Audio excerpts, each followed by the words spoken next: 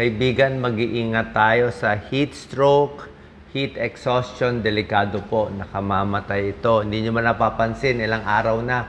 Pag mainit ang panahon, nanghihina na kayo, nagka-cramps na kayo. Ito nga yung 4 na pagkain, panlaban sa heat stroke. Actually, tubig lang talaga ang solusyon natin eh. Ayan, halos tubig naman yan eh. Buko is tubig, pakwan, 92% water, pipino, tubig din naman yan. Yan ang panglaban po natin kasi nauubos nga yung tubig sa katawan natin sa pawis, di ba?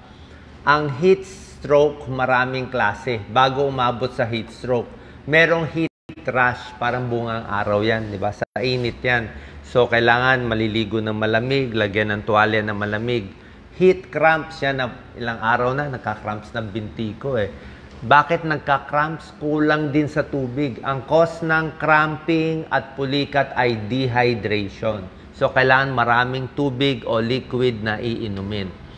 Ang cramps, pwede sa kulang sa tubig, pwede tumigas yung muscle o kulang sa potassium at mga electrolytes. So, kain ka ng saging. Pagdating sa pag-inom ng tubig, pwedeng tubig, pwedeng buko, pwedeng sports drinks, pag talagang sobrang init, lalo na trabaho mo sa labas. Pag lumala pa yung heat cramps, may tinatawag na heat exhaustion. Ito yung second to the worst. Ibig sabihin, ito hilo na siya, confused na, nasusuka na, mahina na pulso, bumababa na blood pressure, hinihingal na, delikado na po to. Cold clammy na pinapawisan ng malagkit. Heat stroke, nag-collapse na siya. Wala nang malay. Unconscious, comatose, pwedeng mamatay pag heat stroke. Mas tinatamaan ng heat stroke ang may edad, senior citizen, mga bata, mga babies, kahit mga hayop, mga aso, pusa, pwede rin ma-heat stroke. Ayan, namumula na at nawawala na ng pawis dito. Delikado po yan. Temperature, tataas na. Para bumaba, nilalamigan yung katawan. So, pag ang temperature, ang weather natin, 32 to 38 degrees, ayan, maabot tayo niya. Misa nga, may 39 degrees pa nga tayo. Pwede ka na ma-sunstroke, ma-heat cramps, ma-heat exhaustion, lalo na pag nasa labas ang trabaho mo. Prolonged exposure sa labas.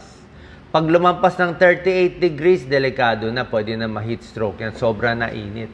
Pag sobra init pa, baka ito sa desierto na to, pwedeng mamatay sa heat stroke. Pag sinabing heat wave, 3 araw ang temperature ng bansa sobra init na hindi bumababa. Heat wave yon. Ano solusyon? Ano prevention tips? Tubig lang talaga. Okay? Pag mainit, kailangan ng maraming tubig. Ayan, no?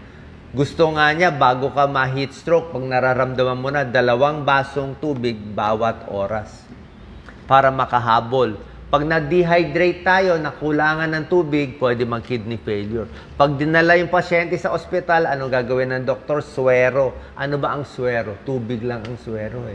Tubig, may asin, may electrolytes, yun lang yun basically. Mas gusto natin iinumin yung tubig kumpara sa alak. Alak kasi tubig pero nakakaihi eh. Kape, tubig din naman ang kape, kaya lang naiihi ka dyan, nadi-dehydrate ka rin, diuretic siya. So, kape, alak, soft drinks, iwasan, mas maganda tubig. Pero kung gusto nyo, pwedeng buko. Buko, pwede yon para may electrolytes, o sports drink, pwede rin. O tubig, kung walang pera, tubig, sabayan mo ng saging, pwede rin. Saging, nandun yung potassium. Ayan, no? Take a break, drink water, yan ang solution. Mga pagkaing matutubig ang kailangan. Pakwan is 92% water. Buko, pipino, puro tubig yan. Ito, pipino. Yan. See, very fluid. Maraming tubig ang kailangan natin. Parang nilalagnat kasi. Actually, tumataas yung temperature. Ito yung mga pagkain panlaban sa heat stroke. Nakita nyo, very watery lahat sila. Mataas sa tubig lahat sila. Ito, buko. Ano ang first aid sa heat stroke? Pag may nakita kayong heat exhaustion, nawala ng malay, nahihilo, ihiga siya, lalo na kung may edad na, taas ang paa. Kasi baka bumaba po yung blood pressure. Pag tinaas ang paa, bababa yung dugo, tataas yung blood pressure. Baka na-dehydrate siya, nagkulang siya ng tubig sa katawan. So yan, napahigain. So, paggising siya, paggising yung pasyente, pwede pa inumin ng tubig. Pwedeng malamig, di ba? Painumin ng tubig. Pero pag unconscious siya, Huwag lalagyan ng tubig kasi magcho-choke lang po siya. Nilalagyan ng yelo, cold compress sa malamig na lugar, pwede lagyan ng electric fan, bago dalhin sa ospital. Pero sa ospital, ganun din gagawin eh. Swero din, tubig din, rehydrate para hindi masira ang kidneys. Yun po talaga solusyon. Meron na akong tips para to sa mga public servants. Diba? May heat stroke plan eh. Bawat bansa may heat stroke plan. Sana Pilipinas may heat stroke plan din. Ano heat stroke plan? Mas maganda yung weather forecaster natin 3 days in advance ang warning. Next 3 days, alam mo na kailan mainit, kailan ka iiwas. Pwede yung mga workers, outdoor workers, construction workers, 12 to 2 p.m. may break sila. Hinahabaan yung break sa lunch kasi sobrang init, hinahabaan nila yung siguro mas maagang pasok sa umaga. Pag summer season, yung mga mababait, kawang-gawa, pwede magbigay ng cold drinking water sa mga tao. Yan po, maganda yan. Sa construction company, public places. Private sector, dapat po dalawin yung mga senior na walang kasama sa bahay, elderly na may sakit, walang kasama sa bahay, mga babies, mga bata, mga teenagers, babies, children, huwag hahayaan mag-isa, bawal sa kotse mag-isa, baka ma-heat stroke sa loob ng kotse. Huwag iiwan sa bahay, baka mamaya pag uwi nyo, wala na heat stroke na. Hanapin yung pinakamalamig na kwarto sa bahay. Kailangan may hangin, mas maganda. Mas maganda maraming puno. Ito po, grow trees and leafy plants. Ang puno kasi maganda po na absorb niya yung init.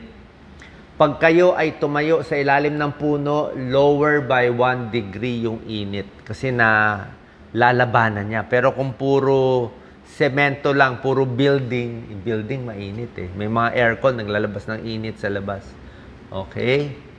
Pati mga hayop tulad ng aso, pusa, pwede ma-heat stroke. Ayan, naglalaway, nagsusuka, hinihingal yung aso, nanghihina, hindi sila makasalita eh. Oo, magugulat ka na lang, biglang namatay na lang yung aso. So, ilagay yung aso sa isang malamig na lugar o pusa, wag direct sunlight. Kailangan may tubig siya. Meron siyang ready na bowl ng tubig. Cool area, small drinks of water, pareho din. Pag na-heat stroke yung aso o yung tao, dadalhin din sa ospital. Sana po nakatulong itong video. Ingat po tayo sa heat stroke.